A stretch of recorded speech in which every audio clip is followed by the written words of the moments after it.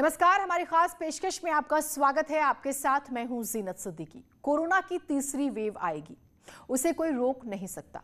केंद्र सरकार के प्रधान वैज्ञानिक सलाहकार के विजय राघवन ने सतर्क किया है। कोरोना वायरस की तीसरी वेव भी आएगी, लेकिन अब कब आएगी इसकी तारीख नहीं मालूम। सोचिए, अभी दूसरी वेव चल रही है, रोजाना हजारों लोगों की जान जा रही है। देश में 4 लाख से ज्यादा लोग संक्रमित हो रहे हैं रोजाना।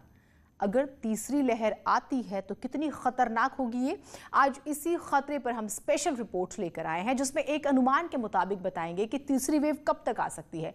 एक्सपर्ट से समझेंगे कि उसके लक्षण क्या हो सकते हैं, ये भी समझेंगे कि किस उम्र वर्ग के लोगों को ये ज्यादा प्रभावित करेगी। क्या वैक्सीन लेने वाले लोग तीसरी लहर में प्रभावित होंगे या फिर वो बच जाएंगे? आइए देखिए।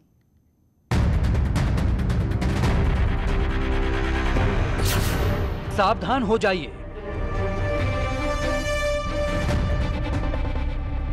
पहले से और ज्यादा सतर्क होना पड़ेगा।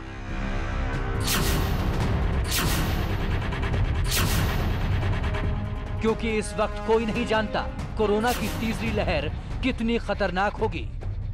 सरकार भी नहीं जानती कि किस रूप में तीसरी वेव आएगी और क्या करेगी। लेकिन तीसरी लहर की चेतावनी मिल चुकी है। The phase 3 is inevitable, given the high levels of circulating virus, but it's not clear on what time scale this phase 3 will occur. Hopefully incrementally, but we should prepare for new waves. सरकार को उम्मीद है कि वो इस wave से निपट लेगी, लेकिन आप अपनी तैयारी खुद कीजिए, क्योंकि दूसरी वेव में जो तस्वीरें आ रही हैं, वो डराने वाली हैं। तीसरी वेव का कोई अंदाजा नहीं है, तो इसलिए सतर्कता ही बचाव है। दूसरी लहर में देश में हर रोज 4 लाख मामले सामने आ रहे हैं। 3 से 4 हजार लोग रोजाना मर रहे हैं। दुनिया भर में सबसे ज्यादा मौत भारत में हो रही है। कोरोना से मरने वाला हर चौथा मरीज भारतीय है। ये आंकड़े अप्रैल से लेकर अब तक के हैं, यानी दुनिया भर में हिंदुस्तान ही एक ऐसा देश है जो सबसे ज्यादा प्रभावित है। वेव चल रही है। फर्स्ट वेव आई कोरोना की 2019 में शुरू होकर पूरा 2020 निकल गया। सेकेंड वेव 2021 में आई, जो कि ज़्यादा घातक है। More number of people are dying, ज़्यादा मृत्यु हो रही है और ज़्यादा लोगों को संक्रमित हो रहे हैं। 4 लाख के आसपास केस हो चुके हैं पर डे इसमें भारत में, और सारा विश्व देख रहा है भारत की इस आपदा को। अब कोरोना वायरस की जांच में कंफर्म हो गया है कि तीसरी वेव आएगी और थर्ड वेव को टाला नहीं जा सकता। The phase 3 is inevitable, given the high levels of circulating virus, but it's not clear on what time scale this phase 3 will occur. Hopefully incrementally, but we should prepare for new waves. केंद्र सरकार के प्रधान वैज्ञानिक सलाहकार विजय राघवन की इस चेतावनी के बाद कई सवाल उठने लगे हैं। लोगों के मन में कई बातें आ रही हैं। लोग डर रहे हैं कि क्या होगा। लोग जानना चाहते हैं कि तीसरी वेव कितनी खतरनाक होगी। तीसरी वेव के लक्षण क्या होंगे? क्या वैक्सीन लेने वाले सुरक्षित रहेंगे? क्या वैक्सीन का असर उतना ही होगा जितना दूसरी लहर में है? और कोरोना के नए वेरिएंट के लिए क्या तैयारी करनी होगी? तीसरी लहर का डर होना कोई बुरी बात नहीं है, होना चाहिए, जिससे आप अपने को बचा पाए। अभी जो बातें पता चली हैं, उसे देखना और समझना बहुत जरूरी है। ये मानने का कोई आधार नहीं है कि तीसरी वेव दूसरी लहर से खतरनाक नहीं होगी। तीसरी लहर की टाइमिंग के बारे में अभी कुछ नहीं कहा जा सकता। कैसे आएगी और कितनी तबाही मचाएगी, कोई नहीं जानता। इसलिए खतरे से पहले सावधान हो जाइए और जितना हो सकता है सतर्क रहें। मास्क का इस्तेमाल करें और बाजार में घूमने से बचें।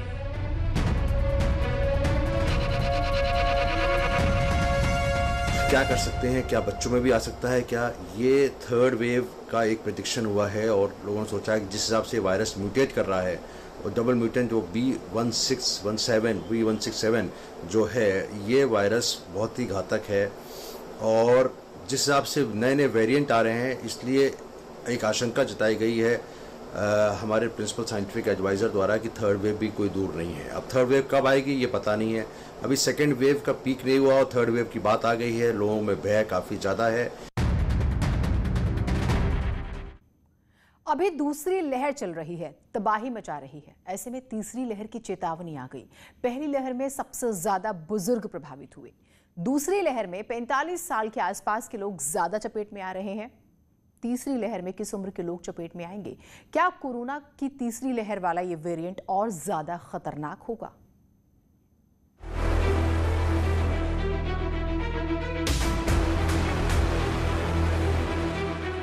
तीसरी लहर की चेतावनी के बाद सवाल सबके मन में है कि इस बार कोरोना के निशाने पर कौन रहेगा। दूसरी लहर में ही कोरोना का एक खतरनाक रूप सामने आया है। दक्षिण भारत के राज्यों में कोरोना की नई लहर से संकट बढ़ गया है। कर्नाटक और आंध्र प्रदेश सबसे ज्यादा प्रभावित हैं। हैदराबाद में 8 शहरों में भी संक्रमण पाया गया। सभी संक्रमित शहरों को आइसोलेट कर दिया गया है। हालांकि प्रधान वैज्ञानिक सलाहकार के विजय का कहना है कि अभी ये साफ नहीं हो पाया है कि जानवरों में भी कोरोना हो रहा है। उन्होंने हवा में भी कोरोना के फैलने से इनकार कर दिया, लेकिन तीसरी लहर को लेकर सतर्कता बरतने के लिए कहा है। ऐसे में सवाल ये है कि इस बार किस उम्र के लोगों में सबसे ज्यादा कोरोना फैलेगा? क्या तीसरी लहर में कोरोना के निशाने पर बच्चे होंगे? जो हमारी चिंता है वो बच्चों की तरफ से होनी चाहिए, क्योंकि इसमें सुप्रीम कोर्ट ने भी आज कहा है कि इसमें बच्चों का इन्वॉल्वमेंट ज़्यादा होगा, बच्चे ज़्यादा इफेक्टेड होंगे, उनकी ज़्यादा मौतें हो सकती हैं। तो बच्चों के पास जब जाएं तो ज़रूर मास्क लगा के जाएं, बच्चों को बाहर ना जाने दें और बच्चों को हमको vitamin C, vitamin D, B complex, zinc और अच्छा खाना, सादा खाना खिलाएं। बाहर का खाना उनको बिल्कुल ना खाने दें, ना बाहर से मंगवाने दें। ये बाहर से जो खाने आते हैं उसमें वायरस आ सकता है और वो उनमें न्यूट्रिशन वैल्यू भी नहीं होती। यानी कोरोना वायरस ने पहली लहर में बुजुर्गों को निशाना बनाया, दूसरी लहर में 45 साल से कम उम्र के लोगों को, और अब तीसरी लहर में बच्चों को चपेट में ले सकता है। और इसी आशंका की वजह से सुप्रीम कोर्ट ने केंद्र सरकार से कई सवाल पूछे हैं। कोरोना से संबंधित मामले की सुनवाई के दौरान जस्टिस चंद्रचूड़ ने पूछा कि अगर बच्चे संक्रमित होते हैं तो उनके माता पिता क्या करेंगे? क्या बच्चों के माता पिता अस्पताल में रहेंगे या फिर क्या करेंगे? सुप्रीम कोर्ट ने केंद्र सरकार से तीसरी लहर को लेकर प्लान के बारे में पूछा और टीकाकरण तेज करने के लिए कहा। हालांकि सुप्रीम कोर्ट ने कहा है कि हम सरकार की गलती नहीं मान रहे हैं, लेकिन वैज्ञानिक ढंग से प्लान बनाकर तीसरी लहर के खिलाफ तैयारी करनी होगी। ये जो हम जूझ रहे हैं इस समय परेशानियों से, ऑक्सीजन की कमी से, बेड की शॉर्टेज से, इसका मतलब ये है कि हमने फर्स्ट वेव में इसका सोचा नहीं, हमने फौरन अपने को खुला छोड़ दिया, सावधानियां बरती और कुछ वायरस म्यूटेट भी कर गया है। थर्ड वेव का जो वायरस होगा वो अभी आपने सुना होगा, एक विशाखापट्टनम से म्यूटेशन आया है, बेंगलोर में सडनली संक्रमण बढ़ा है और इससे पहले 3 म्यूटेशन 1617, 1618 और उससे पहले डबल म्यूटेशन ये आ चुका है। तो इसलिए हमको सावधान रहना है। भले ही सरकार के प्रधान वैज्ञानिक सलाहकार अभी ये नहीं बता पा रहे हैं कि तीसरी लहर कब आएगी, लेकिन पहली लहर से अब तक के चक्र को देखते हुए डॉक्टर्स का कहना है कि तीसरी लहर अक्टूबर से नवंबर तक आ सकती है।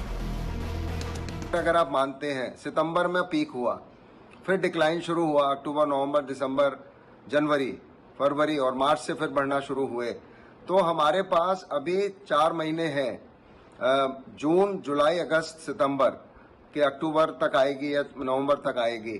तो अगर हम तब तक 50 करोड़ लोगों का टीकाकरण कर लें तो हमें तीसरी लहर से इस प्रकार से नहीं उलझना पड़ेगा जैसे आज हम दूसरी लहर में उलझ रहे हैं।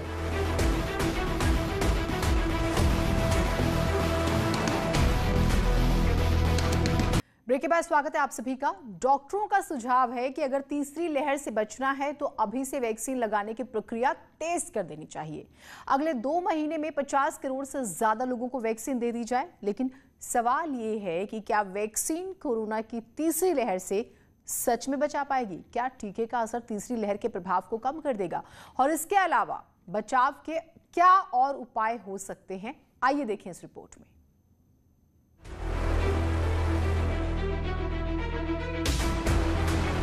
क्या थर्ड वेव से वैक्सीन बचाएगी? तीसरी लहर के खिलाफ क्या वैक्सीन ही रामबाण उपाय है? ये सवाल बहुत महत्वपूर्ण है, जिस पर केंद्र सरकार के प्रधान वैज्ञानिक सलाहकार के विजय राघवन ने प्रेस कॉन्फ्रेंस में बताया कि हमें अपनी आदतें बदलनी होंगी। हो सकता है कोरोना वायरस और घातक हो जाए, इसलिए हमें वैक्सीन को अपडेट करना होगा और नए वेरिएंट पर अपनी रणनीति बदलनी होगी। यानी तीसरी लहर से बचने के लिए वैक्सीन को अपडेट करना होगा। हालांकि राघवन ने ये भी कहा कि वैक्सीन कोरोना के मौजूदा वेरिएंट के खिलाफ कामयाब है। में जो विकसित देश हैं, जैसे अमेरिका है, ब्रिटेन है, यूरोप है, Australia, New Zealand, south Korea, Japan, Singapore, Taiwan, ये इन लोगों ने अपने अपने देशों में टीकाकरण करके संक्रमण को बहुत ही निचले स्तर पर ला दिया है। संक्रमण जब निचले स्तर पर आ जाता है तो वायरस म्यूटेंट भी नहीं हो पाता, वायरस म्यूटेशन नहीं कर पाता है। ज्यादा संक्रमण होता है तो वायरस ज्यादा म्यूटेशन करता है। इसलिए हमें संक्रमण की संख्या को तो हर हालत में कम करना ही पड़ेगा। देश में 6 मई तक लोगों को 16 करोड़ से ज्यादा डोज दिए जा चुके हैं। हर रोज लाखों लोगों को वैक्सीन लगाई जा रही है, लेकिन एक्सपर्ट्स का सुझाव है कि जल्द से जल्द आधी आबादी को टीका लगाना होगा, तभी तीसरी लहर को हम हरा पाएंगे। साथ ही नीति आयोग के सदस्य डॉक्टर से आग्रह किया है कि कोरोना वायरस से संक्रमित होकर घर में क्वारंटीन में रह रहे लोगों और परिवारों को टेलीफोन पर परामर्श देने के लिए आगे आएं। जो इन्फेक्शन हो गया, उनको सस्पेक्ट है, खांसी है, बुखार है और लगता है कि ये कोरोना ही हो सकता है, उनको विनती है कि डॉक्टर्स अपनी तरीके से टेलीमेडिसिन के द्वारा उन तक पहुंचे और जो डॉक्टर्स की एसोसिएशंस हैं वो मिलके ऐसे कॉल सेंटर या टेलीमेडिसिन सपोर्ट सिस्टम बनाएं। हमें ये नहीं मालूम होता कि हम किसको फोन करें, कहाँ जाएं, कौन से नंबर पे करें, क्योंकि गिवन द सर्कमस्टांसेस क्लिनिक्स शायद बंद हो गए हैं, हर व्यक्ति का कोई पर्सनल डॉक्टर से कांटेक्ट हो ऐसा नहीं होता। इसलिए हमें पॉपुलराइज करना है कि वॉलंटरी यानी खुद आगे बढ़कर डॉक्टर्स लोगों की मदद करें। अब सवाल यह है कि क्या तीसरी लहर में कोरोना के लक्षण बदल जाएंगे? क्या थर्ड वेव में किसी नए लक्षण के साथ कोरोना सामने आएगा या पहली और दूसरी लहर की तरह ही वायरस का व्यवहार रहेगा? तीसरी लहर का डर होना कोई बुरी बात नहीं है, होना चाहिए, जिससे आप अपने को बचा पाए। और बचाव के उपाय पहली लहर में भी वही थे, लक्षण भी बीमारी के वही थे, दूसरी लहर में भी वही है, तीसरी लहर में भी वही है। लक्षण कम से कम और अधिक से अधिक हो सकते हैं। कम से कम यानी किसी को कोई लक्षण नहीं है, ऐसे लोगों को भी देखा गया पॉजिटिव है।